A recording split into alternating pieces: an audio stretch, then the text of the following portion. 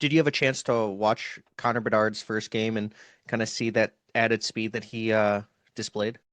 He's quick. He's quick, and that's good. You watch him go out there, and you could blow by some dudes in the WHL. That's one thing, but going out there and doing that against the best, that's another thing. And the what was it, the 1 mile per hour upgrade from his top Yeah. speed last year? Like that's not a huge number, but to take into context, like that pushes him up past a lot of players, and that is just kind of like one little burst of speed, but it's the start of the season.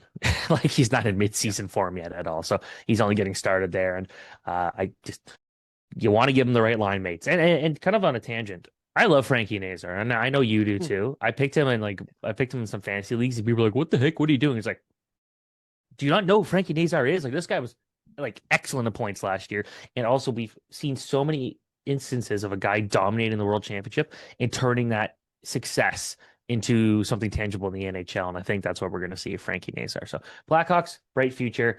It's just going to be a bit still. Yeah, I was actually going to ask about Frank Nazar, so glad you did. Connor Bedard went from the 50th percentile last year in speed of 21 miles per hour in his top speed, and the first game he had two bursts of over 22 miles per hour, which he's only done in 2023, I believe, and he did it twice. So he already has matched his career high in bursts of 22 miles per hour. So that's pretty good. I did, want to ask you about what you think about like Artem Levshunov and kind of like if you were the general manager of the Blackhawks, what would you do with him? Because he doesn't look like incredibly NHL ready, but we don't want him to like just sit in the AHL and not really learn. So what would you do? Well, it's interesting, right? Because this is a lot of situations you think, okay, like it doesn't make a lot of sense to keep him around. I want him to play right now and just get adjusted to that.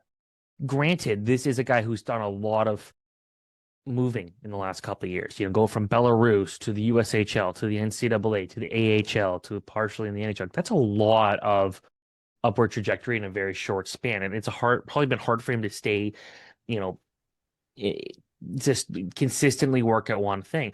That being said, I wonder if that's actually like to his advantage, and this is a player who is able to continue to adjust all the time and get better. So I would like to see him, give him 5, 6, 7 games in the NHL, see what happens. Worst case, you send him down from there and then let him play a lot of minutes. He's not going to have to compete with someone like Sam Rinzel. But the Blackhawks, like they're in a situation where like they still probably want to lose a lot of games.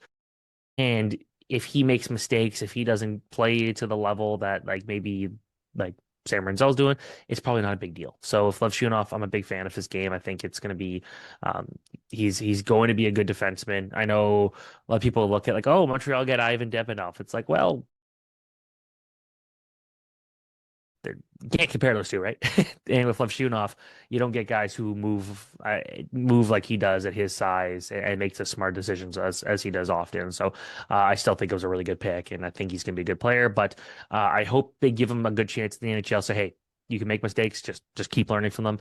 If it is too tough for him, send him to the AHL. That's fine. It's still very early in his development. He was only drafted 2 years ago. When the Blackhawks traded up to 27 for Mason West, there was or 28 for because Riker Lee went 27, right? No, Lyndon Lakovic Something went like that. 27.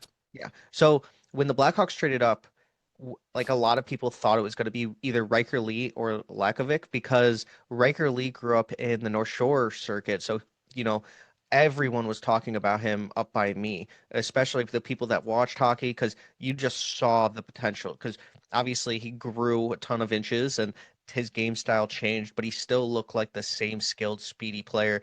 Like he kept that. Obviously he's a different player, but we all thought that it was going to be him too. So when looking at Mason West and the Blackhawks traded 3 picks for him, what was your initial reaction to that trade and that selection?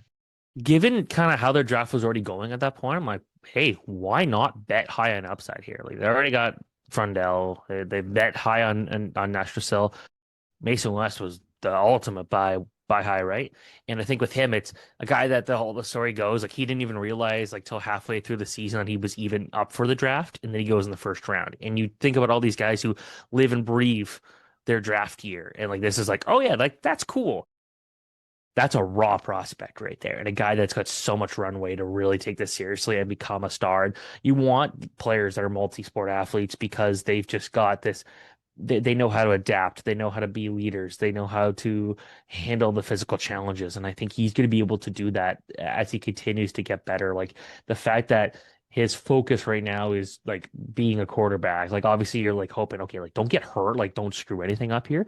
But once that's over, his focus is on trying to make the NHL and becoming the best player possible. And it's a weird situation where the league he plays in has been like actively playing for a few weeks, but he hasn't done that yet. He hasn't Yeah. joined. Um, will he be rusty out of the gate? Maybe. Will this pick backfire completely? I wouldn't rule that out, but at this point, I think just given how raw of a prospect he is and how much runway he's got, I love that pick, especially late in the first round where there are a lot of guys that you're maybe getting some. There's probably some safer options, but maybe not as much upside. There's a lot of upside here in a guy who's 6'6", like 220 pounds, and this incredible multi-sport athlete.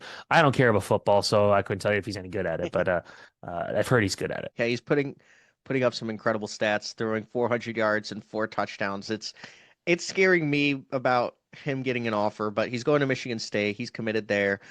Plays for Fargo Force. I asked him at the draft, what does it mean to be drafted by a rebuilding team? And he's like, they're rebuilding. And I was like, oh, geez. Like he didn't know the Blackhawks were rebuilding. Um, Have you heard he of Connor has, Bedard? yeah, yeah. I don't know who that is. Like a guy that's that talented with that much potential that doesn't know a lot about the hockey situation and hasn't been keeping up, that just shows how good he is and how much raw potential he has. So if he hits, he's going to be a very good player. And I saw obviously Sam Rinzel at 7. And does the impact of him playing 25 minutes a night kind of go into that? Because obviously the Blackhawks trust him more than anybody defensively on that team. Alex Vlasic's coming back tonight, but other than, the time on ice, is that something that will be factored into? Yeah, 100%. He's going to be playing a lot of minutes right out of the gate for the Blackhawks. If he's playing 24, 25 minutes a night at the start of the season, I don't expect that to last. I think part of that is you don't want to overwork your rookies, especially a guy that was playing college last year where they don't have as crazy of a schedule. So you want to kind of ease him in there, and that's fine. But most scouts I talked to had, including like in my own draft or my own rankings, I had Rinzel ahead of Lev Shunov, and that's because of how good of a player he was last year. And I think that he's going to continue to get better, and he's going to be a difference maker. And I don't expect him to be flashy. Yeah, he put up a ton of points in the NCAA last year. I don't know if that's his game though. I think with him, he's an all-around good defenseman, but he still, in my opinion, thrives when he's in his own zone.